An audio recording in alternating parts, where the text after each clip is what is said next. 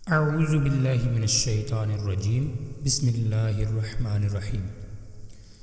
اللہ سبحانہ و تعالی نے فرشتوں کو یہ قدرت عطا کر رکھی ہے کہ وہ اپنی اصلی شکل کے علاوہ کوئی اور دوسری صورت اختیار کر سکیں۔ یہ صورت کسی ایسے انسان کی بھی ہو سکتی ہے جسے دیکھنے والے پہچان لیں، اور کسی مجہول الحال شخص کی بھی ہو سکتی ہے۔ انسانوں کے علاوہ کسی اور ذی روح کی صورت اختیار کرنے کی فرشتوں کو طاقت ہے یا نہیں، یہ سوال پیدا ہوتا ہے۔ اس کے بارے میں قرآن و سنت میں کوئی صراحت یا واقعہ تو نہیں ملتا، تاہم ان کے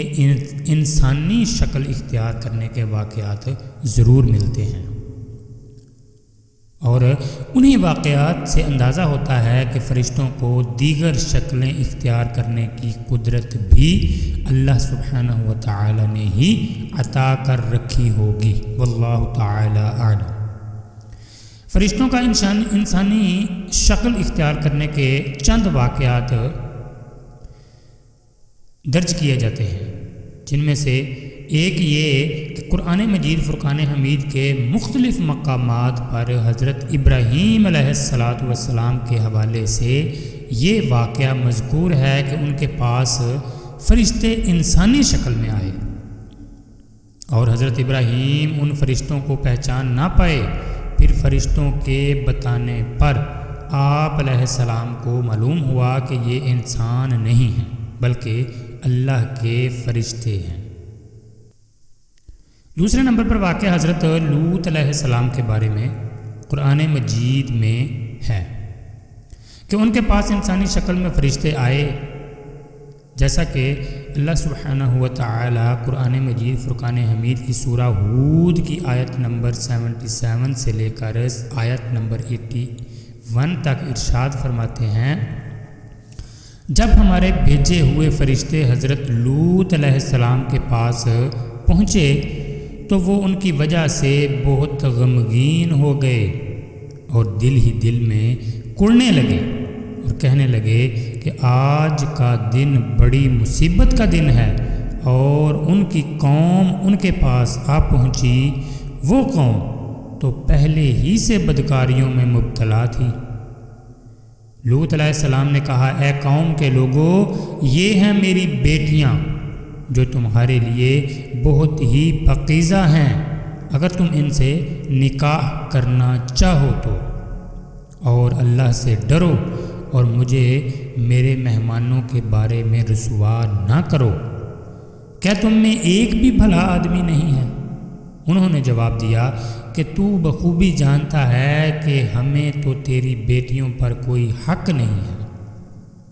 اور تو ہماری اصلی چاہت سے بخوبی واقف ہے۔ لوط علیہ السلام نے کہا، کاش کہ مجھ میں تم سے مقابلہ کرنے کی قوت ہوتی، یا میں کسی زبردست کا آسرا پکڑتا۔ اب فرشتوں نے کہا، اے لوط علیہ السلام، ہم تیرے پروردگار کے بھیجے ہوئے ہیں، ناممکن ہے کہ یہ تجھ تک پہنچ جائیں، بس تو اپنے گھر والوں کو لے کر کچھ رات رہے نکل کھڑا ہو، تو تم میں سے کسی کو مڑ کر بھی نہ دیکھنا چاہیے سوائے تیری بیوی کے جو کافر تھی، اس لیے کہ اسے بھی وہی عذاب پہنچنے والا ہے جو ان سب کو پہنچے گا۔ یقیناً ان کے عذاب کے وعدے کا وقت صبح کا ہے، کیا صبح بالکل قریب نہیں؟ اس کے بعد ایک اور واقعہ حضرت مریم علیہ السلام کے پاس حضرت جبریل علیہ السلام انسانی شکل میں تشریف لائے، جیسا کہ اللہ سبحانہ و تعالی قرآن مجید فرقان حمید میں سورۃ المریم کی آیت نمبر 16 سے لے کر 19 تک ارشاد فرماتے ہیں، اس کتاب میں مریم کا قصہ بیان کر جب کہ وہ اپنے گھر سے علیحدہ ہو کر ایک مشرقی مکان میں آئیں اور ان لوگوں کی طرف سے پردہ کر لیا، پھر ہم نے اس کے پاس اپنی روح یعنی جبریل علیہ السلام کو بھیجا، پس وہ اس کے سامنے پورا آدمی بن کر ظاہر ہوئے تو یہ کہنے لگیں میں تجھ سے رحمان کی پناہ مانگتی ہوں، اگر تو کچھ بھی اللہ سے ڈرنے والا ہے۔ تو اس نے جواب دیا کہ میں تو اللہ کا بھیجا ہوا قاصد ہوں اور تمہیں ایک پاکیزہ لڑکا دینے آیا۔ اس کے بعد ایک اور واقعہ، حضرت جبریل علیہ السلام نبی اکرم صلی اللہ تعالی علیہ وآلہ وسلم کے پاس کئی مرتبہ انسانی شکل میں تشریف لایا کرتے تھے، جیسا کہ حضرت عمر بن خطاب رضی اللہ تعالی عنہ سے مروی ہے کہ ایک دن ہم نبی اکرم صلی اللہ تعالی علیہ وآلہ وسلم کے پاس بیٹھے تھے کہ اچانک ایک آدمی آیا جس کے کپڑے انتہائی سفید اور بال انتہائی سیاہ تھے۔ نہ تو اس پر سفر کے آثار دکھائی دیتے تھے اور نہ ہی ہم میں سے کوئی اسے جانتا تھا۔ وہ آ کر نبی اکرم صلی اللہ تعالی علیہ وآلہ وسلم کے پاس بیٹھ گیا اور اپنے گھٹنے حضرت صلی اللہ تعالی علیہ وآلہ وسلم کے گھٹنوں سے ملا لیے اور اپنے ہاتھ رانوں پر رکھ کر کہا، اے محمد صلی اللہ تعالی علیہ وآلہ وسلم، مجھے بتائیے کہ اسلام کیا ہے۔ اللہ کے محبوب صلی اللہ تعالی علیہ وآلہ وسلم نے اسے بتایا کہ اسلام یہ ہے کہ تم یہ گواہی دو کہ اللہ کے علاوہ کوئی معبود برحق نہیں ہے اور محمد صلی اللہ تعالی علیہ وآلہ وسلم اللہ کے رسول ہیں،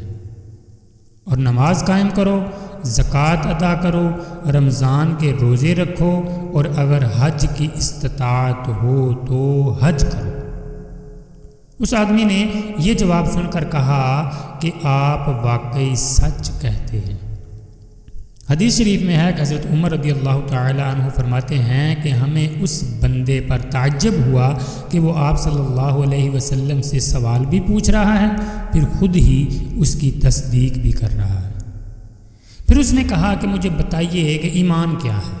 آپ صلی اللہ علیہ وسلم نے کہا، ایمان یہ ہے کہ تم اللہ تعالیٰ پر، اس کے فرشتوں پر، کتابوں پر، رسولوں پر، آخرت کے دن پر اور تقدیر کے اچھے یا برے ہونے پر ایمان لاؤ، یعنی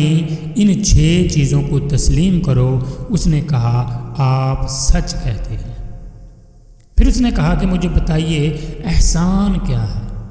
آپ صلی اللہ علیہ وسلم نے فرمایا، احسان یہ ہے کہ تم اللہ تعالیٰ کی عبادت اس تصور سے کرو کہ تم اللہ تعالیٰ کو دیکھ رہے ہو، اور اگر تم اللہ کو نہیں دیکھ رہے تو یاد رکھو کہ وہ تو تمہیں دیکھ رہا ہے۔ اس کے بعد پھر وہ چلا گیا۔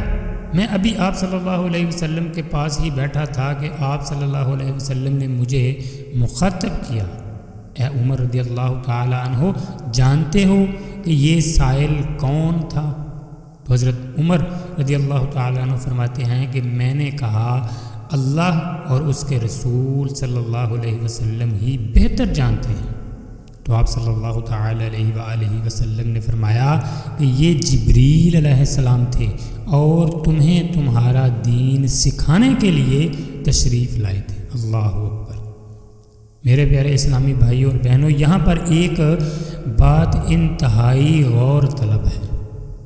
وہ یہ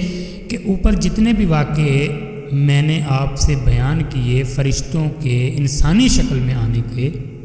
ان میں سے حضرت ابراہیم علیہ السلام کے پاس بھی جب فرشتے آئے تو حضرت ابراہیم علیہ السلام بھی ان کو پہچان نہ سکے،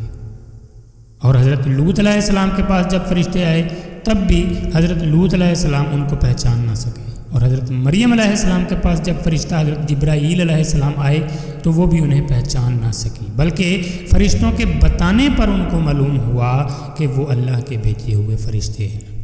جبکہ نبی کریم صلی اللہ تعالی علیہ وآلہ وسلم کے پاس جب حضرت جبریل علیہ السلام آئے تو آپ صلی اللہ تعالی علیہ وآلہ وسلم کو معلوم تھا کہ یہ انسانی شکل میں جو آدمی آیا ہے یہ اللہ کا فرشتہ حضرت جبریل علیہ السلام ہے۔ اللہ اکبر۔ السلام علیکم ورحمۃ اللہ وبرکاتہ۔